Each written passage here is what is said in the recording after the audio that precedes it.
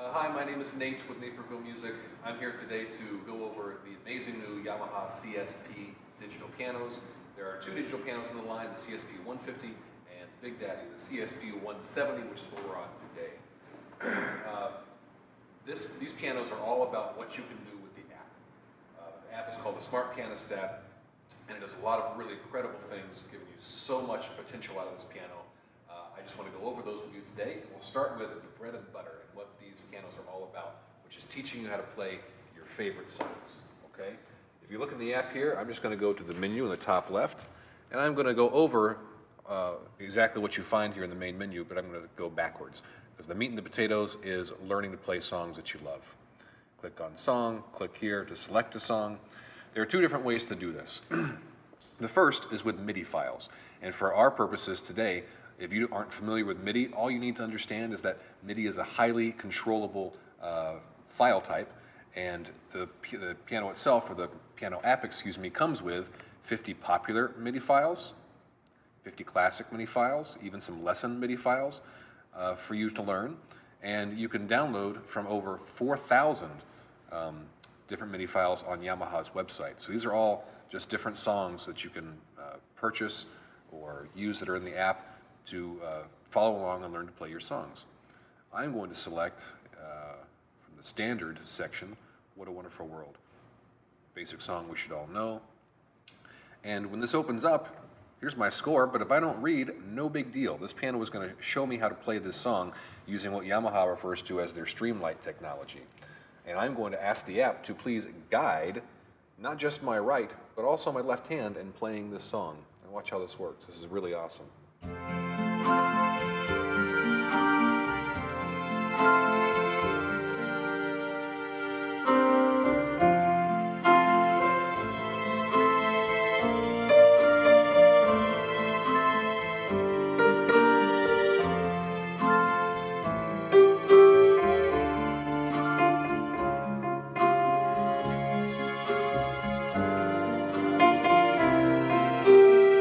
You notice wrong notes. Don't get me anywhere, it's waiting for me.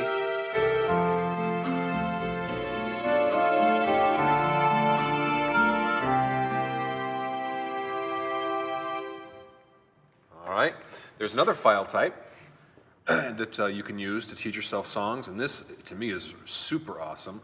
If you select Music Library, what that's going to do is it's going to access your own personal iTunes library on your own personal iPad.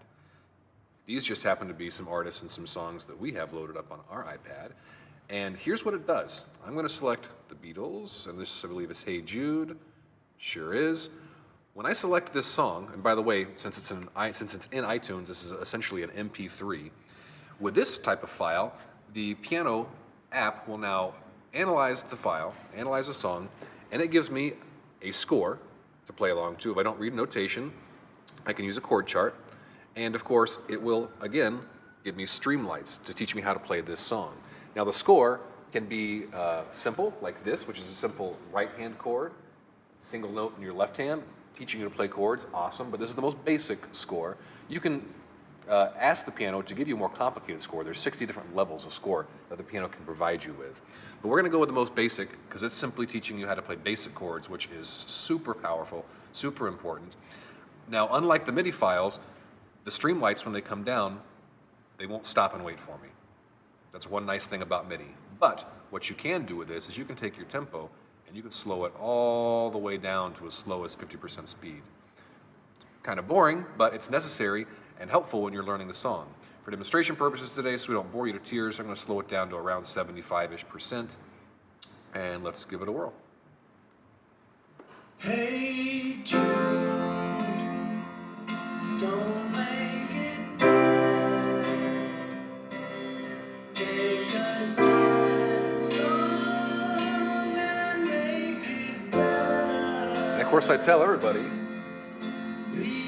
if you have any sort of sense of innate rhythm, all most popular music is once you know where your fingers go, just keep playing along in rhythm with a song. Let's go a little faster.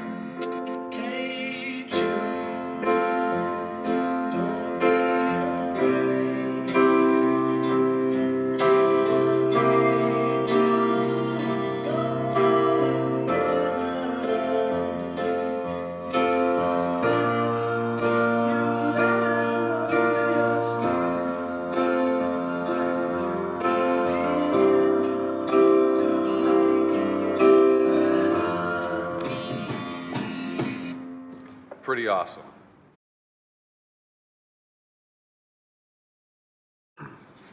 Styles are essentially backing bands that can accompany a player of any skill level. You can set up the piano so that it recognizes very, very basic chord formations, but of course, since it's a smart piano, it also recognizes very complex chord formations and pretty much everything in between. And then, because it's a smart piano, the backup band that you choose will simply play along with you. All right, I'm going to select contemporary guitar pop, and 74 beats per minute should be about the right tempo for the next Beatles song I am going to play. Let's give it a shot.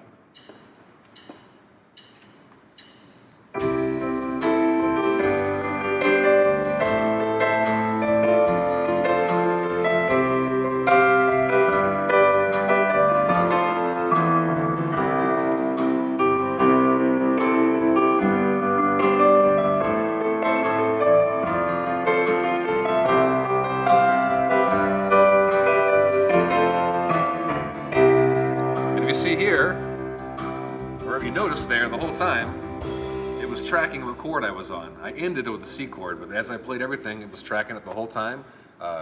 Interesting to see what sort of chords you come up with sometimes as well.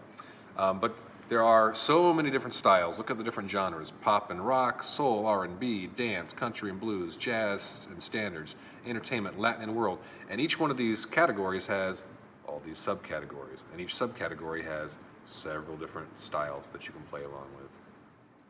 So a lot of entertainment can be had, and a lot can be added to what you are playing yourself on the piano with this app. I'm going to select voice. It defaults obviously to Yamaha's 9-foot CFX Concert Grand, which is an amazing grand piano, but I've got so many other choices, unlike most traditional digital pianos. If I select the instrument here, it gives me all these different categories I can choose from: piano, organ, guitar and bass, string, vocal, brass and woodwind, percussion, drums, synth. And within each category there are subcategories. So look at my piano categories: grand pianos, upright pianos, piano layers, electronic pianos, FM electronic pianos, clavinos and harpsichords. List goes on. I like to judge digital piano sounds, or the quality of digital piano voices, by how well they can reproduce instruments that are completely unlike piano. Perfect example would be a guitar. In this case, I'm going to show you their nylon string guitar. Listen to how articulate this voice is.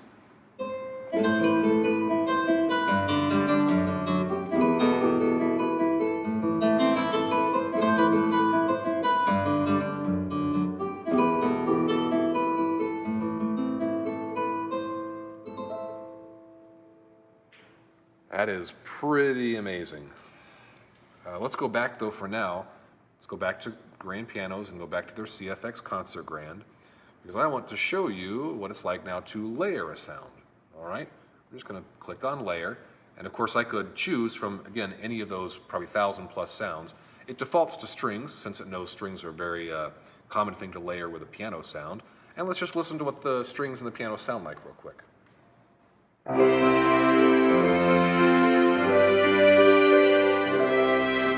Right off the bat, man, those strings are just too loud. What can I possibly do about that? Well, of course, Yamaha is ahead of you, and they have a little mixer down here, which you can access at any time to control the volume of any of the sounds that you're working with. In this instance, I'm going to take my layered string sound down to about 1/3 of what it was. And let's see if that sounds more appropriate for a nice, pretty song like Over the Rainbow.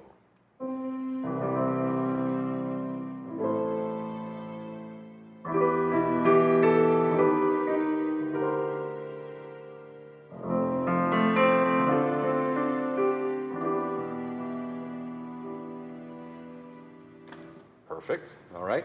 Now let's explore adding on a left-hand sound. What's that for? Well, a lot of jazz pianists, for instance, love to have a bass to play along with them. So I'm going to go to my guitar sounds again. I'm going to go to the bass category, and let's choose a fretless bass. Let's see what that sounds like.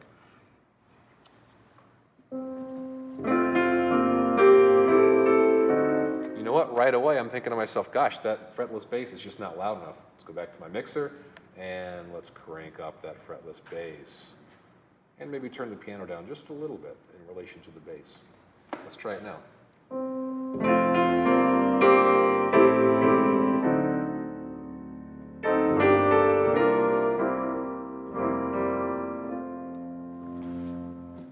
just perfect. You can do pretty much anything you want with the voices on the CSP thanks to the Smart Pianist app.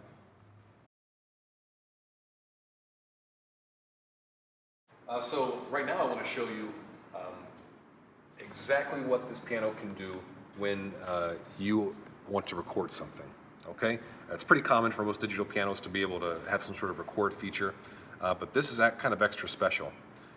When I hit the record button down here, I'm going to do a new song. You have a choice. You can record it as an audio file or a MIDI file. Now, if it's an audio file, you could do a WAV file or an MP3 file. MP3s are great to email or share on social media because it's a very convenient file size. And with the audio recordings, you can do up to 16 different tracks. So, and again, with that mixer that I showed you earlier, you have the ability to essentially make a multi-mix of your recording. Very, very cool.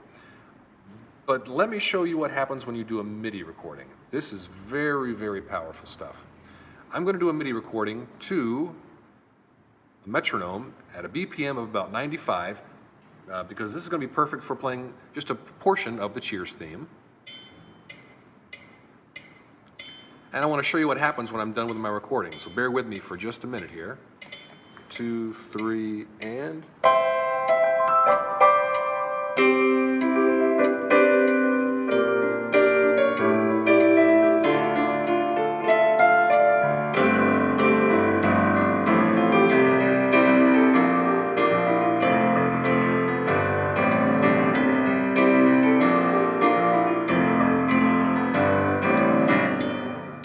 That's good enough for now because that's all I need to show you what this piano will do with what I just recorded. First, I'm going to save the song. I'm super excited. Lots of extra E's for this Cheers. Save it here. I'm going to go down to song, and it's now saved as a user song. It pops right up. Holy smokes, it just scored out everything that I just recorded. And if I hit the play button to play it back, I could select guide. Someone could learn the song that I've recorded. Because of the streamlights here.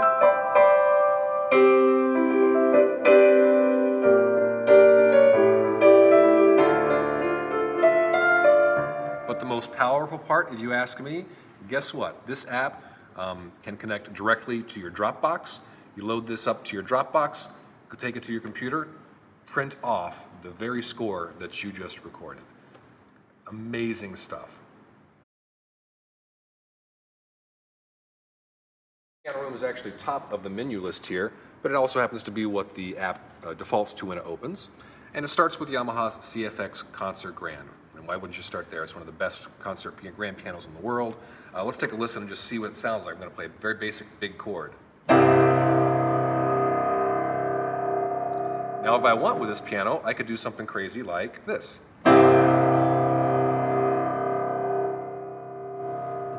And if you noticed, I actually kind of muted the volume by lowering the lid of the piano. Kind of a cute little feature that you can do while you're in the piano room. And just a primer to all the other things you can do to sort of affect the sound of your piano. First of all, there are a few pianos to choose from. There's also the Bosendorfer, the Studio Grand, and a couple of upright pianos. But you can do things like this. You can affect the reverb by choosing a different venue. Now I'm in a concert hall. Now I'm in a chamber. Now I'm in a cathedral. And if I want to get very specific, I go up to the little piano gear up here in the top right, and I can affect things like brightness. It's like having somebody voice the hammers on your piano. I can affect the touch. So right now it defaults to medium, but if I want a softer touch, there's soft 1 or soft 2. If I like a more firm touch, I can go with hard 1 or hard 2. Okay? I can adjust the master tuning of the instrument. I can adjust damper and string resonance, key-off sampling, the half pedal point, all sorts of nitty-gritty little details that if you are into that sort of thing, you have full control on your piano when you're playing in Yamaha's CSP Smart Pianist Piano Room. All right, so in the end, the Yamaha Smart Piano with the Smart Pianist app can do pretty much everything you could possibly want the digital piano to do, and it's all so easy to navigate to and operate. I showed you the songs, learn to play your favorite songs with the streamlights, a couple different ways you can do that. Super powerful, super awesome. I showed you styles. The piano can essentially follow you at whatever skill set you're at, play along with what you're playing. I showed you voices. The piano has over 1,000 amazing high quality voices of all different instruments. And then the last, of course, is the piano room, where you can just sit and play your piano to your liking. And don't forget about the amazing abilities that this thing has for recording. You can record as a multi-track recording, audio, or you can have this thing score out what you've written and recorded, just like that. It's super powerful. Gotta love the CSP. If you want to come check it out, my name's Nate. Come down to Nate for Music and see us. You can contact us at 630-355-1404. You can email me at nate@nateformusic.com.